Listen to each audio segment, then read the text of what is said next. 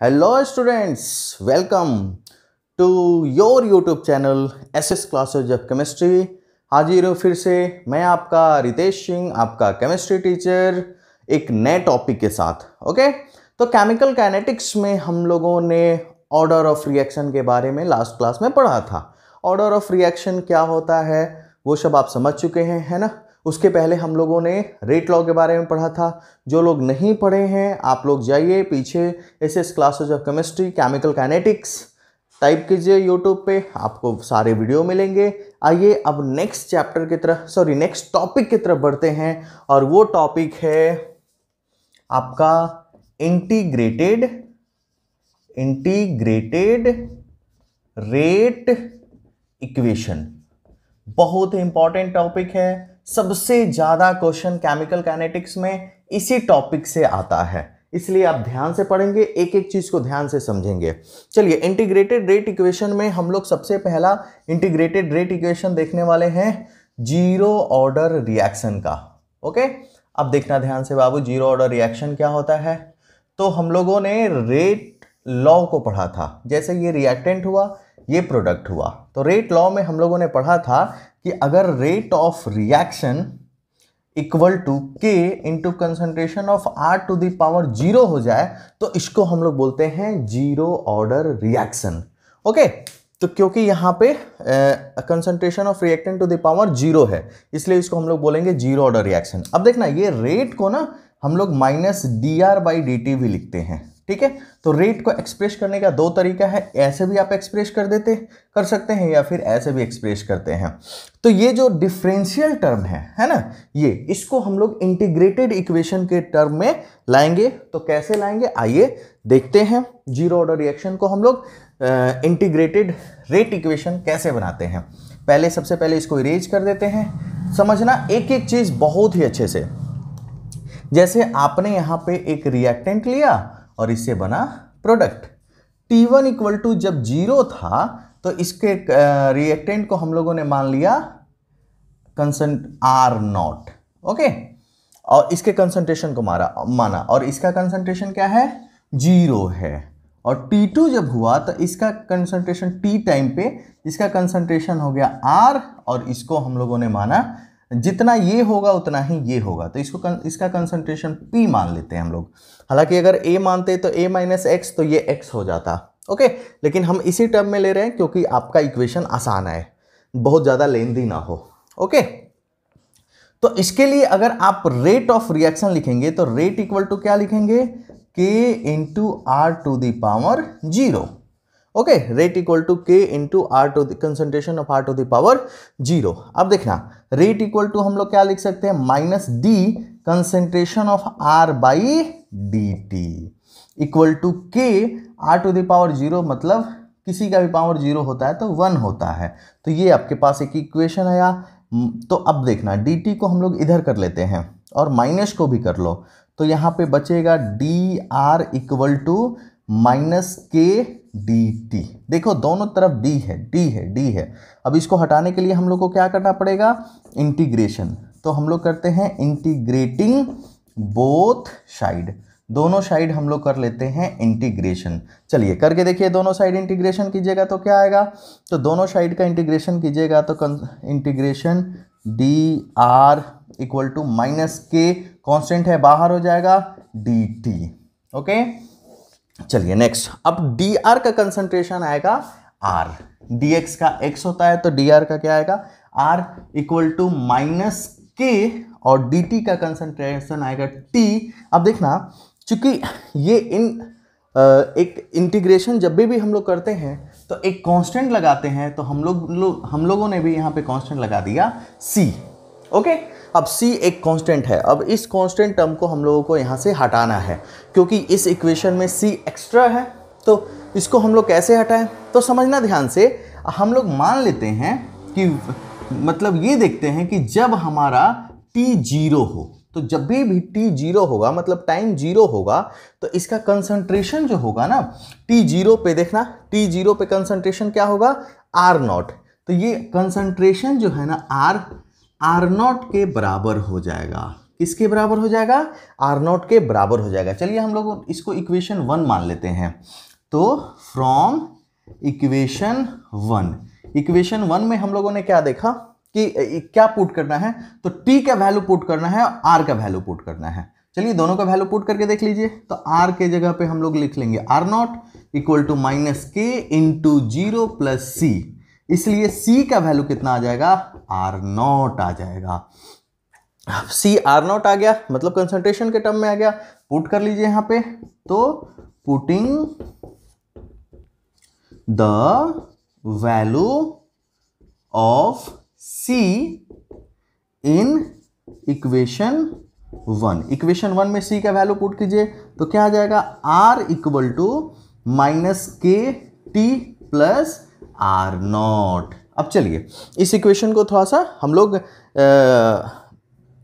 Modify करते हैं। कैसे, तो kt को इधर कर लेते हैं, kt माइनस में है तो इधर कर लेते हैं, तो इधर में आके ये हो जाएगा प्लस में, इक्वल टू r इधर प्लस में है उधर जाके माइनस में, तो यहाँ पे हो जाएगा R0 माइनस r। ओके, और k इक्वल टू क्या हो जाएगा पता है, R0 minus r by upon में t। तो ये आपका एक इक्वेशन आ गया। देखना क्या इक्वेशन आ गया, k equal to R0 minus r by t। यही इंटीग्रेटेड रेट इक्वेशन है। आप इसको भी ले सकते हैं या फिर इसको भी ले सकते हैं। इसी के हेल्प से हम लोग अभी ग्राफ भी बनाएंगे जीरो ऑर्डर रिएक्शन के लिए। ओके, फटाफट इसका स्क्रीनशॉट ले लीजिए, फिर आगे बढ़ते हैं। तो जीरो ऑर्डर रिएक्शन में हम लोगों ने इंटीग्रेटेड रेट इक्वेशन लाया और वो रेट इक्वेशन था r equal to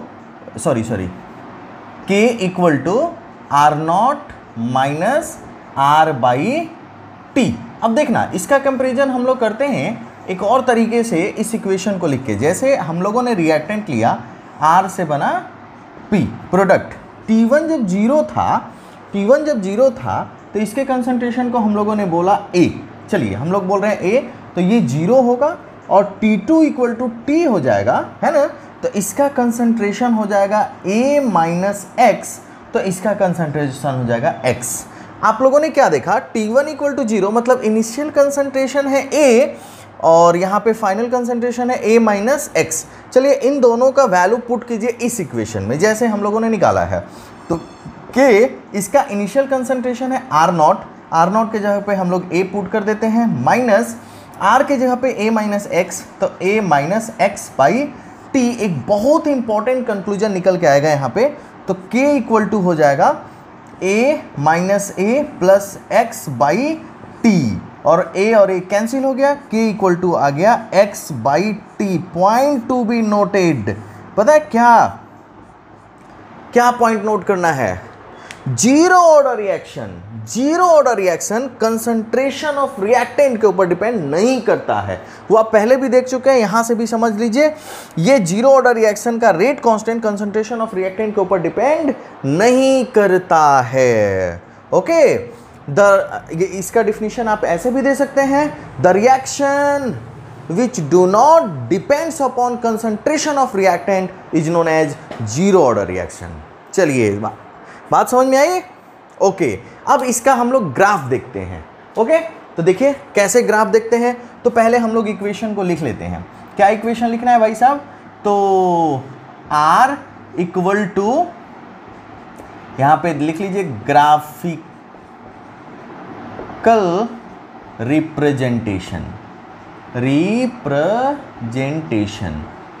graphical representation. अब देखना r इक्वल टू क्या हम लोगों ने पढ़ा, माइनस के टी प्लस R0। अब देखना इसी को इस इक्वेशन को हम लोग कंपेयर करते हैं एक इक्वेशन से जिससे हम लोग ग्राफ ड्रॉ करेंगे। y इक्वल टू होता है mx प्लस c। अब देखना इस इक्वेशन को इस इक्वेशन से कंपेयर कीजिए तो y के जगह पे आ जाएगा r, मतलब y एक्सिस पे आपको रखना है कंसंट्रेशन को।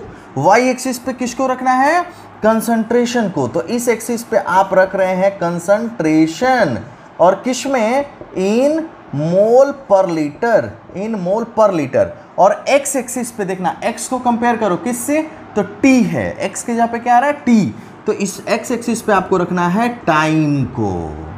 ओके, तो जब x एक्सिस पे टाइम को और y एक्सिस पे कंसंट्रेशन को, तो जब इस ढंग से आप ग्राफ निकालेंगे तो इसका स्लोप आता है m। क्या स्लोप आता है? m। और c जो है ना वो इनिशियल पॉइंट होता है यहाँ पे इस जगह पे, यानी c के जहाँ पे आ गया r0 जो इनिशियल कंसंट्रेशन होगा। तो इसका ग्राफ जब आप देखेंगे ना तो इसका ग्राफ ऐसे स्लोली स्लोली स्लोली डिक्रीज करता है, ओके। और इसका स्लोप जो आता है वो आता है, अब देखना m आता है तो m के जगह पे क्या है -k, तो इसलिए इसका स्लोप हो जाएगा -k। तो जीरो ऑर्डर रिएक्शन के लिए ये आपका ग्राफ है, graphical representation for of zero order reaction. बताइए कोई डाउट है? कोई डाउट नहीं भाई। कभी जब भी हम लोग ग्राफ ड्रॉ करते हैं ना तो किस इक्वेशन से कंपैरिजन करके करते हैं, तो इस इक्वेशन से कंपेयर करके हम लोगों ने ग्राफ ड्रॉ किया, ओके। आइए फिर आगे बढ़ते हैं। अब जीरो ऑर्डर रिएक्शन का हाफ लाइफ पीरियड निकालते हैं। अब ये हाफ लाइफ पीरियड क्या होता है, या फिर उसको half life of a reaction भी कहते हैं। देखना half life of a reaction होता क्या है, हेडिंग देना, half life of A zero order reaction, half life of A zero order reaction. तो हम लोग जीरो ऑर्डर रिएक्शन का हाफ लाइफ कैलकुलेट करने वाले हैं। तो सबसे पहले ये ना सीखेंगे कि half life of a reaction होता क्या है। तो हाफ लाइफ देखना, हाफ लाइफ मतलब एक टाइम पीरियड है, तो इसका डिफिनीशन होगा the time period in which the concentration of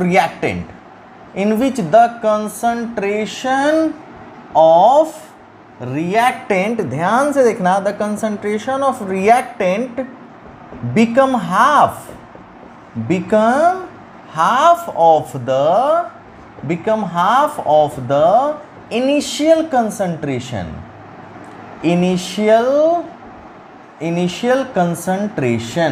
become half of the initial concentration called half life of a reaction। इसको हम लोग क्या बोलेंगे, half life of a reaction. अब देखना इसको हम लोग रिप्रेजेंट करते हैं T1/2 या फिर इसका ही मतलब हुआ T0.5।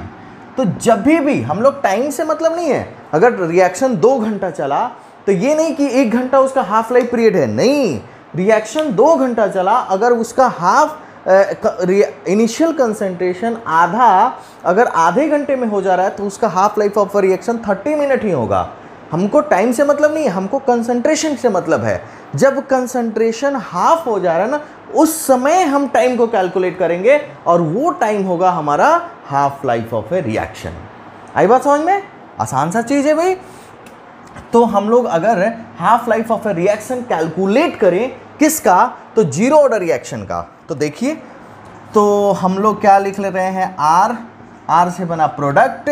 अब देखना T1 इक्वल टू 0 है, तो इसका इनिशियल कंसंट्रेशन है R0 और ये है 0। अब देखना उससे कंपेयर, इसको छोड़ देते हैं, बस रिएक्टेंट को ही लेके चलते हैं। और T2 ध्यान से समझना, T1/2 मतलब हाफ लाइफ ऑफ रिएक्शन बोल रहा है। तो बताइए इसका कंसंट्रेशन क्या हो जाएगा, सोचिए।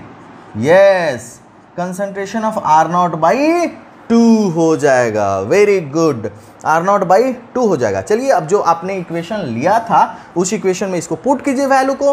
तो आपने इक्वेशन बनाया था K इक्वल टू R0, पहले वाला इक्वेशन ले लेते हैं, उससे भी ज़्यादा आसान होगा। हम लोग क्या इक्वेशन बनाए थे, R equal to -KT plus यहाँ पे R0। चलिए तो R के जगह पे, R मतलब फाइनल कंसंट्रेशन है, R को किस में कन्वर्ट कर देना है आपको, R0/2 में। R0/2 equal to -KT plus R0। अब चलिए इन दोनों टर्म को एक तरफ ले लीजिए, KT आ जाएगा इधर, तो KT इक्वल टू, सॉरी अब T नहीं रहा, T1/2 हो गया और यहाँ भी T1/2 हो गया। ओके, अब इसको इधर कर लीजिएगा तो क्या हो जाएगा भाई साहब, तो ये हो जाएगा R0 - R0/2। दोनों कैल्शियम हो जाएगा, दोनों कैल्शियम हो जाएगा 2, तो यहाँ पे हो जाएगा 2R0 माइनस R0।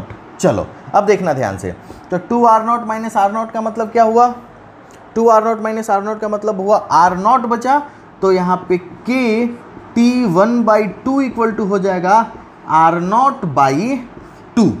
अब K को भी नीचे रख दीजिए रेट कांस्टेंट को, तो T1/2 half life of reaction आएगा जीरो ऑर्डर के लिए R0/2K।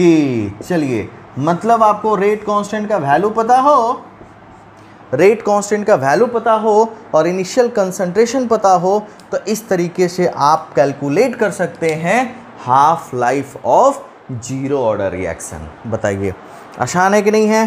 तो इस तरीके से हम लोगों ने जीरो ऑर्डर रिएक्शन के लिए हाफ लाइफ पीरियड को कैलकुलेट किया। तो फटाफट इसका स्क्रीनशॉट ले लीजिए, ओके, फिर हम लोग आगे बढ़ते हैं। नोट्स बनाते रहिएगा, स्क्रीनशॉट लीजिए, कॉपी में आराम से लिखिए, फिर हम लोग आगे बढ़ते हैं। प्रॉपर नोट्स बनाना भाई साहब, क्योंकि वही नोट्स आपको काम आएगा, आपके काम आएगा, है ना। एग्जाम के टाइम में पढ़ना हो या फिर रिवीजन करना हो तो नोट्स बहुत ज़रूरी है। तो फटाफट स्क्रीनशॉट लीजिए और नोट कीजिए। तो आइए स्टूडेंट्स आगे बढ़ते हैं। अभी हम लोग देखने वाले हैं जीरो ऑर्डर रिएक्शन का कुछ एग्जाम्पल। तो जीरो ऑर्डर कौन कौन से रिएक्शंस हैं जो जीरो ऑर्डर रिएक्शन शो करते हैं, ओके। तो सबसे पहले हम लोग देखने वाले हैं decomposition of ammonia, decomposition of ammonia. अब देखना, अमोनिया जो है प्लेटिनम कैटलिस्ट के प्रेजेंस में ये ब्रेक होगा और बनाएगा N2 प्लस H2। यहाँ पे आप बैलेंस कर लेंगे 2 और यहाँ पे 3। इसके लिए आपका रेट आ जाएगा, rate equal to K into NH3⁻0, okay. इसलिए ये जीरो ऑर्डर रिएक्शन हो गया। सेकेंड हम लोग देखने जा रहे हैं डिकम्पोजिशन ऑफ नाइट्रस ऑक्साइड। तो डिकम्पोजिशन ऑफ नाइट्रस ऑक्साइड, और ये डिकम्पोजिशन होता है गोल्ड के सरफेस पे। तो यानी यहाँ पे कैटलिस्ट आया गोल्ड और ये डिकम्पोज होके बनाएगा नाइट्रोजन और ऑक्सीजन गैस। अब देखना, तो चाहो इसको अगर तुम बैलेंस करना तो यहाँ पे हम लोग 1/2 ले लेते हैं। अब इसके लिए आपको रेट लिखना होगा, तो रेट इक्वल टू क्या लिखेंगे, K concentration of N2O⁻0, okay. अब नेक्स्ट है decomposition of hydrogen iodide on solid surface. Solid surface पे ये डिकम्पोजिशन होगा और ये बनेगा H2 प्लस I2। इसको बैलेंस करना है तो यहाँ पे आप 2 लगा लेंगे, यहाँ पे 1/2 अब इसके लिए अगर आप रेट लिखेंगे तो रेट इक्वल टू होगा K इंटू HI⁻0, ओके। तो ये सारा एग्जाम्पल जो है ना वो जीरो ऑर्डर रिएक्शन का है। फटाफट नोट कर लीजिए। वैसे आपसे ये नहीं पूछेगा कि आप एग्जाम्पल बताएं, लेकिन हाँ अपने जानकारी के लिए कुछ तो होना चाहिए ना। तो ये सारा एग्जाम्पल आप नोट कर लीजिए जीरो ऑर्डर रिएक्शन के लिए। आइए आगे बढ़ते हैं। अब हम लोग देखने जा रहे हैं कुछ प्रॉब्लम जो बेस्ड है जीरो ऑर्डर रिएक्शन पे। इसको हम इरेज करते हैं। एक फटाफट क्वेश्चन नोट करेंगे आप सब और उस क्वेश्चन को हम लोग सॉल्व करेंगे। बहुत ही आसान क्वेश्चन से स्टार्ट करते हैं। Question number 1, the rate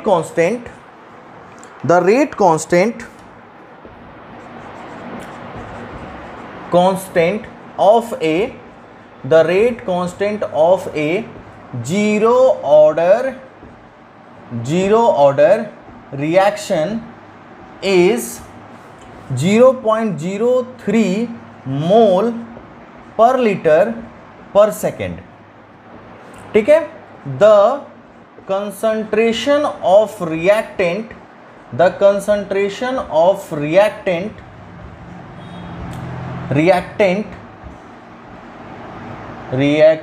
TANT, okay, reactant decreases from 0.10 मोल पर लीटर टू 0.075 मोल पर लीटर, ओके। कैलकुलेट, इसके लिए हम लोग को कैलकुलेट करना है time period. Calculate the time period.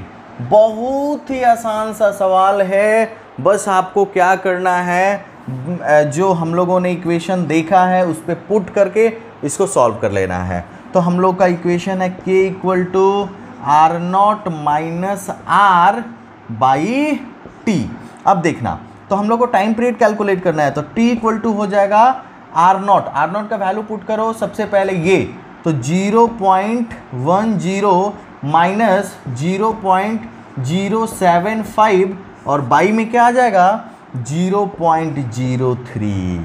Okay, तो ये आप सॉल्व कर लेंगे। ऊपर में आएगा मोल पर लीटर और नीचे में आएगा मोल पर लीटर पर सेकेंड। देखना इसका यूनिट आएगा, दोनों में से माइनस करोगे तो मोल पर लीटर और इसका यूनिट आएगा मोल पर लीटर पर सेकेंड। तो मोल पर लीटर गया, ये यूनिट ऊपर चला जाएगा, तो t इक्वल टू हो जाएगा, इसको आप सॉल्व कर लेना, 0.10 minus 0.075 by 0.03 second answer. Okay, ये छोटा सा इक्वेशन आप लोग इसको सॉल्व कर लेंगे। चलिए फटाफट इसको नोट कर लीजिए, बहुत ही आसान सा क्वेश्चन था। अब नेक्स्ट क्वेश्चन देखते हैं, क्वेश्चन नंबर 2। अब ये क्वेश्चन नंबर 2 क्या है भाई साहब, ये भी आसान है, देखना। Question number 2, rate of decomposition of NH3 on PT surface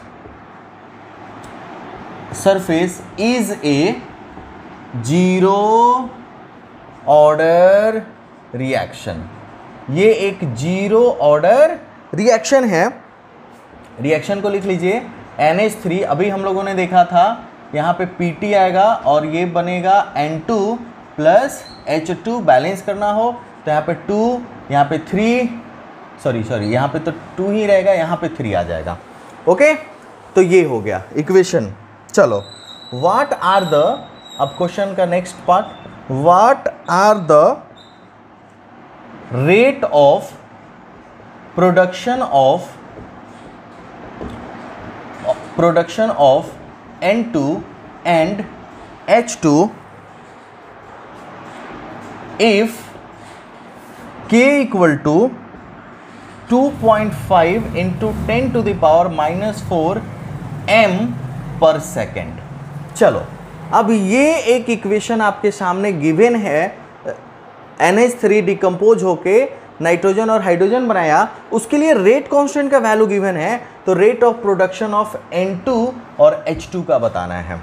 तो देखना, सबसे पहले अगर हम लोग इसका रेट लिखेंगे, सॉल्व कर रहे हैं, तो रेट इक्वल टू आ जाएगा, चूंकि ये जीरो ऑर्डर रिएक्शन है तो K into NH3 to the power 0। आई बात समझ में, K equal to NH3 to the power 0। अब यहाँ पे हम लोग देखेंगे रेट को कैसे लिखेंगे, minus D NH3 by dt equal to K, और K बोले तो minus D NH3 by dt equal to, अब इसका वैल्यू पुट कर दीजिए, क्या वैल्यू होगा, तो 2.5 into 10 to the power minus 4 m पर सेकेंड। ठीक है, अब हम लोग का ना NH3 और नाइट्रोजन और हाइड्रोजन में रिलेशन क्या है, तो देखना, तो इसमें रिलेशन है, तो रेट को अगर हम लोग सबके टर्म में लिखेंगे तो लिखेंगे minus D NH3 by dt, और यहाँ पे डिवाइड करना पड़ेगा 2 से, इक्वल टू प्लस डी, जो हम लोग पहले क्लास में कर चुके हैं, है ना, पहले क्लास में। चलिए by dt, D N2 by dt equal to में फिर से plus D H2 by dt, लेकिन यहाँ पे डिवाइड करना पड़ेगा 3 से। तो एक एक करके हम लोग इक्वेशन बनाते हैं, एक पहले इसके साथ कंपेयर करेंगे, फिर इसका इसके साथ कंपेयर करेंगे, दोनों का हम लोग रेट ऑफ प्रोडक्शन निकालेंगे।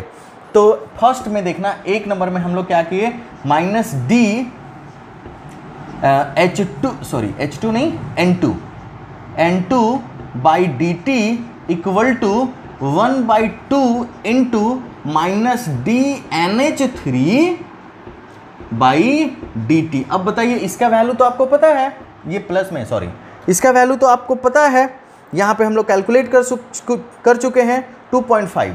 तो dN2 by dt equal to हो जाएगा 1/2 into 2.5 into 10 to the power -4।